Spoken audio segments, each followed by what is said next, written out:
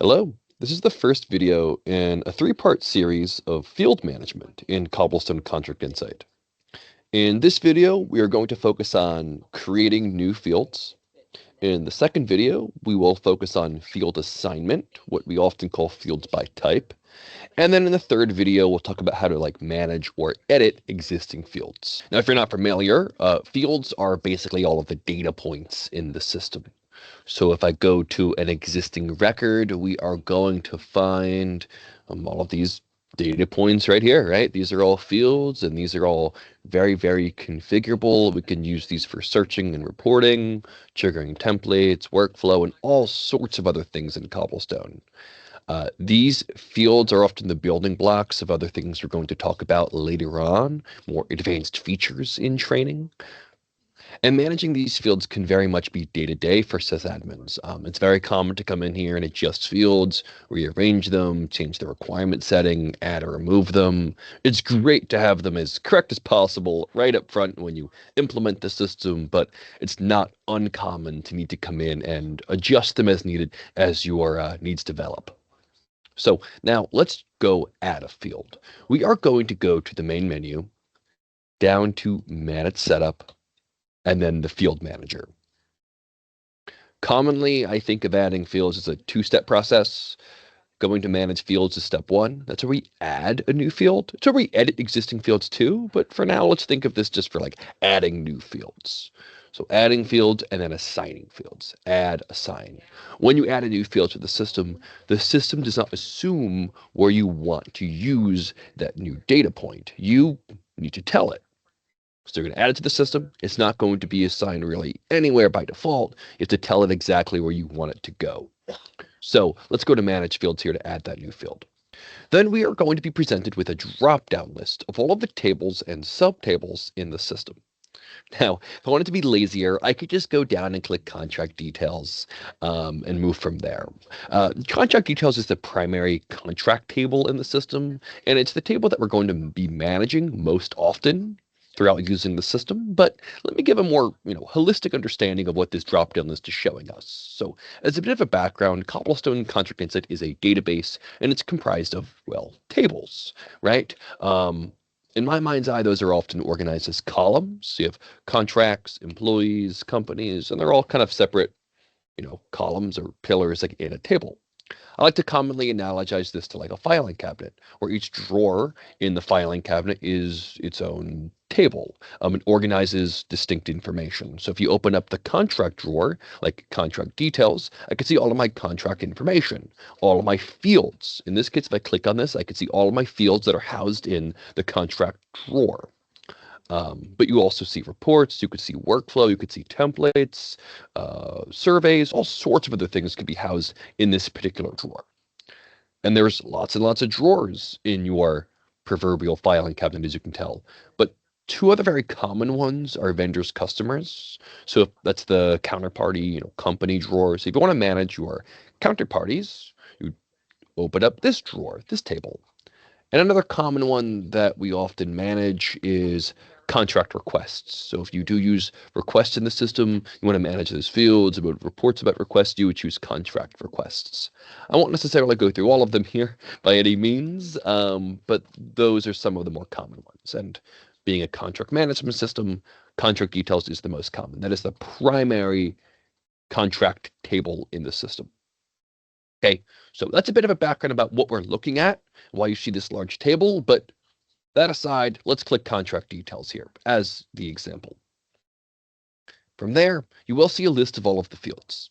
If you have a new system, you will see about 24 or so fields that come out of the box. And those are usually more simple industry agnostic fields, but frankly, they probably will meet a lot of your basic needs. So make sure you take a look at those fields before you go add a new one and, don't add redundant fields. Well, I have a lot of fields in my system, but if I scroll down a little while, I want to show you that they are organized by field group. So these are the ones without field groups. So they would just flow to the top of a record. But all of the other ones are organized by field group. I have approval tracking and compliance and deliverables and financial and budgetary and all sorts of other field groups. So things are organized in their own field group. When you add a new field, it will be added to its respective field group at the bottom of that group. So like if you add a new field, find it in its own field group. If I add a new field, if I go to the side menu, I can click add field, add a field. And if I don't give it a field group, it would go to the very bottom of this general details field group. Okay. And of course, if you want to edit a field, you'd click edit, but we'll get to that in the third video in this field management series. For this video, we are going to go click add field, as I mentioned. So now let's talk about how to add a field. It's pretty straightforward. In real life, this might take you 30 seconds or so. In this video, it's going to take me more like 5 minutes, so bear with me, but hopefully you find it pretty intuitive. First thing first, you're going to add the field name. Call it whatever you want. Just keep in mind that this does not accept special characters when you're adding the field. If you want to include any special characters like a question mark or a hyphen or something, you have to save the field and then edit the field, and upon editing, you're able to add those special characters. Okay. This field name is sort of creates like a database name, like a kind of an ID name for the field, and those sort of ID names don't accept those special characters. So that's why that is. But we are able to, like I said, edit the display name or the friendly names of these fields. So for example purposes, I'll type in renewal date. Then we have the field group. Again, these are categories of fields on the record. If you want to add something to an existing field group, we'll just choose that field group from the drop-down list. So let's say I want to add renewal date to key dates. I just choose key dates, and there we go. If you want to add this to the details group, like the general group at the top of your record, just leave this blank. Not everything needs a field group, so just leave it empty. That's totally fine. And if you want to create a new field group, you're just going to type in the name of the new field group. So if I just start typing in a name, that will make a new field group. But if I do start typing in a name that exists, it will come up in the drop-down list. Okay. In this case, I'll just leave this blank and add it to the details field group at the top of the record. Next, we have required, true and false. So here we'll set up the default requirement setting for this field. Of course, it puts the red asterisk on the field. Make sure you need to complete it before you save and continue. It's up to you. You could change this from field to field.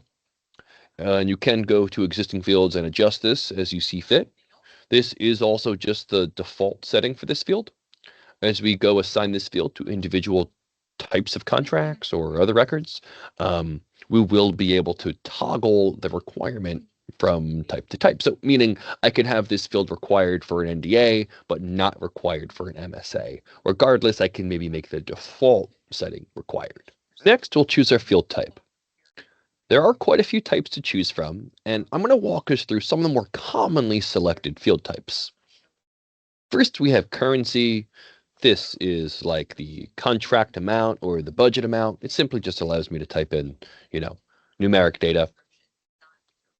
We have date, and then less commonly used date time. So a date field would be used for like effective date or expiration date, and it gives us this nice calendar pop-up that we can use. When you are using the calendar pop-up, you are able to click the date up top and move over to this interface. And then it's not pictured here, but we do have date time fields as well. So in addition to the calendar, you have a little clock icon, so you can specify a specific time that something might be due. I see this commonly used for like solicitations and RFPs, for example. Not as commonly used for contracts though, but you could use it if you want to. Decimal would be Next we have decimal and decimal 4. Very similar, just decimal has 2 decimal places, decimal 4 has 4 decimal places. They're used occasionally, especially for percentages. The system does not really accommodate percentages exactly, but you could use decimals and use, like 0.50 for 50%, for example. Next, we have a drop-down box, and a drop-down box is the most commonly used option of all of the field types. This is a great example of a drop-down box, actually. Required is a great example of a true-false drop-down box. Yes/no drop-down boxes are also quite common, but any sort of pick list you want to configure could be added here. Let's walk through an example here. I'll put in yes, comma, no, comma, not available, let's say. So when I input the option, I want to separate them by a comma and no space. It's not the end of the world if you include a space, but really not necessary, and I would recommend not doing it. So just separate the options in the drop-down list with a comma and no space. Okay, and those would be my list values. Skipping down a few, we have a multi-select list box. This is very similar to a drop-down box, but lets you check multiple options. So I can move down the list and check, check, check, check, and choose multiple things. I've seen these used in a variety of use cases, but I think the most common one is to select like a list of standard services that are selected on a contract. So like, yeah, we selected service A, B, and D. Cool, check, check, check. And of course, drop-down boxes and multi-select list boxes are very, very useful for standardizing values and is very helpful for searching and reporting. Moving back up a bit, we have an employee drop-down box. This is a drop-down box of all of the employees in the system. So you can select an employee for that respective field. So a good and common example of this is like a project manager field. And in the drop-down list, you can select the project manager. Next, we have 3 different types of text boxes I want to quickly walk through. We have a simple text box, like the field name.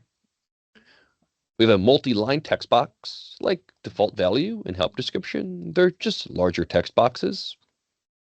And then we have a rich text editor.